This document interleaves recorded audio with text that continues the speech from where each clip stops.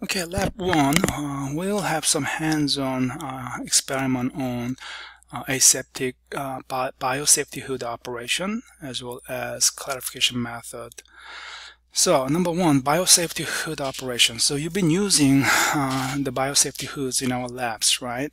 So I want to go into the background of those biosafety hoods and what kind of different hoods types are available. I guess it's their classes, how different they are, and what is the best way of using them. Okay. So biosafety hoods, there are three different class types. Okay, class 1, 2, and 3 based on their differences in their design and how they filter the air and how they provide the protection to the environment or the user. Okay, so of course they are all equipped with HEPA filter. HEPA stands for high efficiency particulate air filter system, right? They are very efficient in removing any particulates, about like 99.97 efficiency, and they have the filter pore smaller than 0.3 microns, so it can remove most of the bioburden floating in the air. Okay, but it is not designed to remove vapors or gases, so you need to understand that. So like other instruments that use in the lab, it requires regular maintenance and certification. So under the CGMP, that may be an annual or biannual process. So you need to understand that.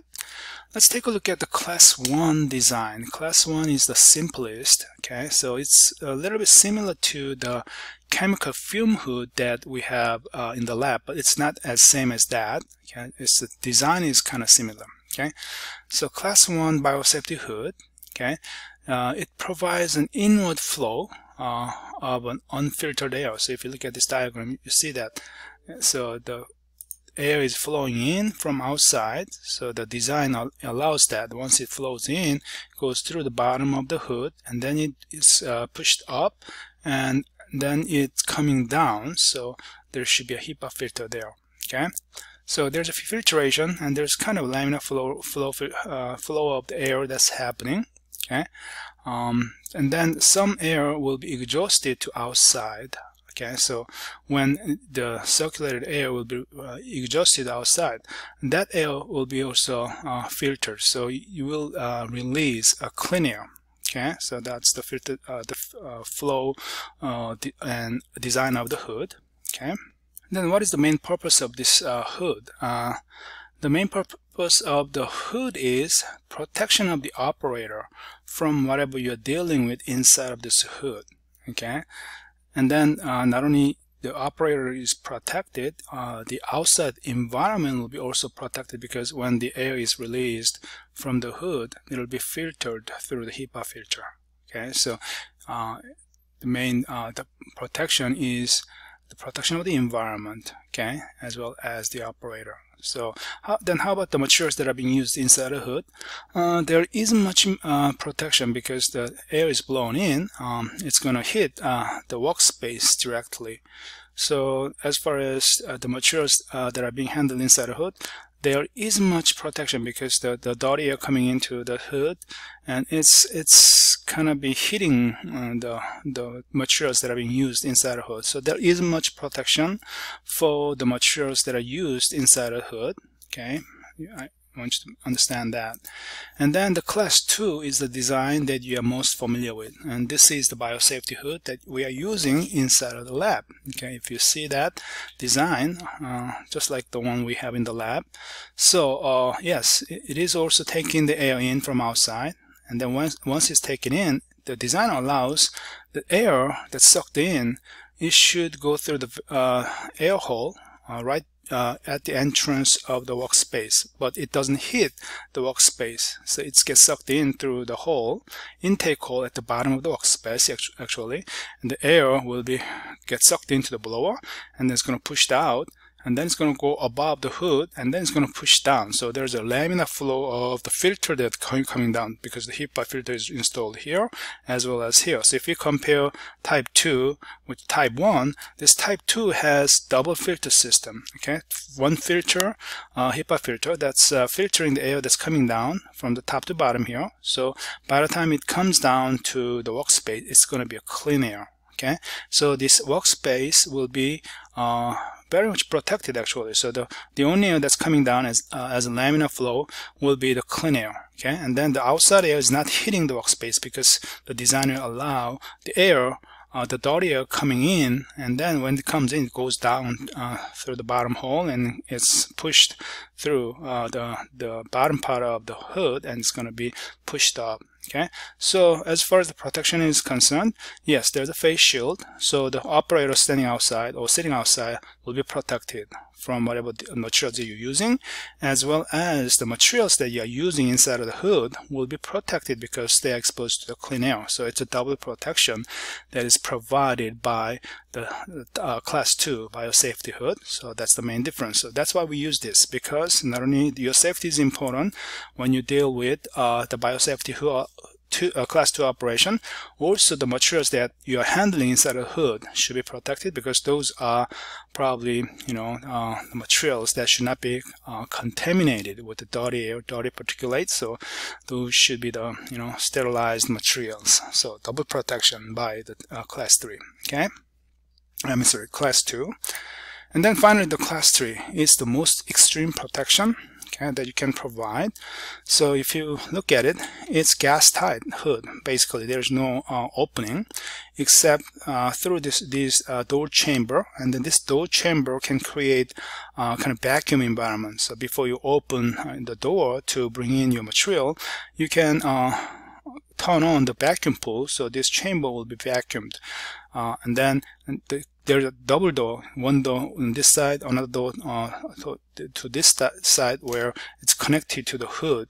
Okay, so by controlling door opening on this side and that side, you can control the airflow, of course. So there's no air actually going in from outside to inside. It's all sealed up. Okay, and then the air inside can be filtered, and it should be vacuumed as well, vacuum pulled. So when you bring in outside material, you open the outside door and put your things in, and then close the door, and then you do the vacuum pull, so the air will be sucked out.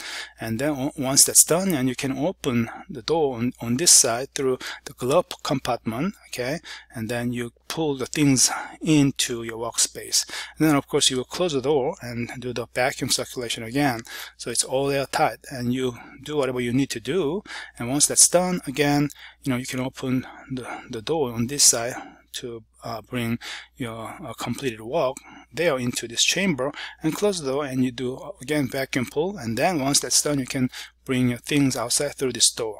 Okay, so it's a very tight air sealed hood, and it's called a class 3 environment. It's air sealed, and you walk through the glove compartment. So most extreme, biosafety hood design, where it'll allow you to walk as a kind of anoxic condition. When there's a gas controlled environment is needed, like no oxygen present condition, you can use this design, as well as when you deal with a very infectious agent. You don't open up those in any condition like safety hood class 1 and class 2. Instead, if you have this chamber that is all airtight, then you can open up your infectious agent there, okay, and then do whatever you need to do and close it, and then you bring it out after pulling the vacuum out. So this is the best protective design. That's a class 3. Okay, so understand the difference among class 1, 2, and 3 biosafety hoods. Okay, out of these, which one is the most commonly used one? Of course, for your operation, it's a class 2. Okay, and then you might have seen something like this. Probably this is a hood that may be only found in maybe research lab at the universities. Okay, so we call this hood as a maybe horizontal flow hood. So it's not laminar. Laminar is the airflow that's coming from top to bottom, but horizontal means airflow is coming actually from your front wall. It's going to blow towards your face, so you're going to have a horizontal airflow. Okay, so that's kind of strange design, because yes, there's a HEPA filter there, but HEPA filtered air will come out of this hole and it's going to blow on top of your face while you're walking there. So if especially this one doesn't have the shield here, yes, indeed the air will hit your face. Okay, so basically then what it's going to provide is the protection of the materials that you're using inside a hood, but there isn't much protection on the operator. because you'll just, get that air flow in your face. Then under what condition you would use something like that? Think about maybe you are doing some kind of plant tissue culture kind of work. So you're dealing with the plants that are not really infectious, not harmful to human, like Arabidopsis or whatever the common plant species are. You can do plant tissue cloning and things like that under this environment. So because you're okay if exposed to those plants and plant seeds and tissues, whatever. So you don't need any protection. The only protection you need is the plant tissue culture material, because they don't want to get contaminated. So this is called horizontal design hood, horizontal flow hood. This hood is not normally used in the biotech industry. Again, this is only for maybe the plant, maybe research labs at the universities. Okay, but just understand that there are these kind of hoods out there that are, they can be used in some places, but not under the GMP condition. Okay.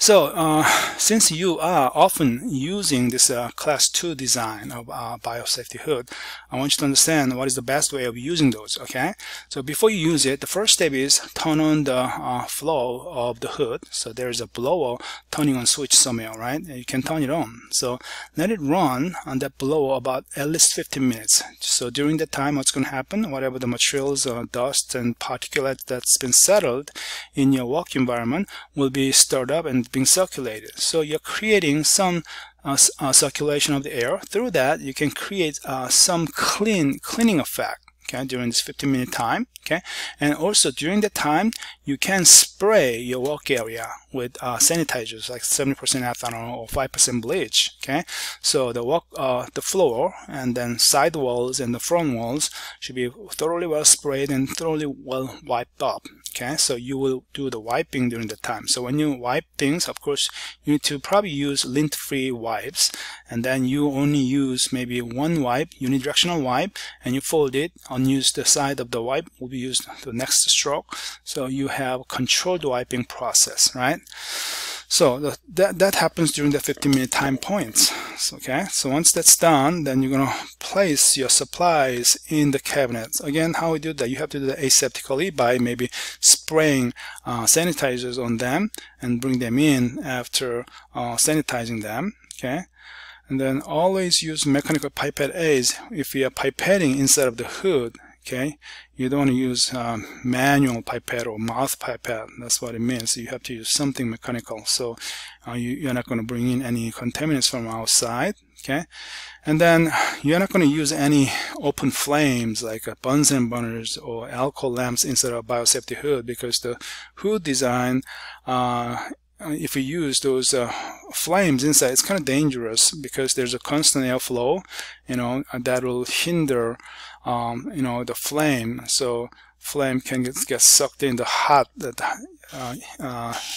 energy, that hot heat can get sucked into the HEPA filter. So it's a kind of dangerous. So it could be a fire hazard. So safety 2 cabinet, you don't want to use any open flame in its operation. Okay, and then do not walk in the biosafety hood while warning light or alarming is signaling. What does that mean? You probably heard those warning sound or warning light when you do the cleaning. So when you do the sanitizing step, of course, you can maybe open up that face shield area and then you can wipe up. And once wiping is done, then you have to close that face shield, up to the level that's required. Okay, so if that level, the required level is exposed, and if the shield is opened more than that, then you will hear the alarm sign. What that means is, the airflow is going into your workspace directly instead of get sucked into a little hole in front of you. So the contaminated air can get into your workspace. So that's why it's alarming. So you don't want to open the face shield more than what's allowed. That's allowed. Okay, so that's very important. Okay.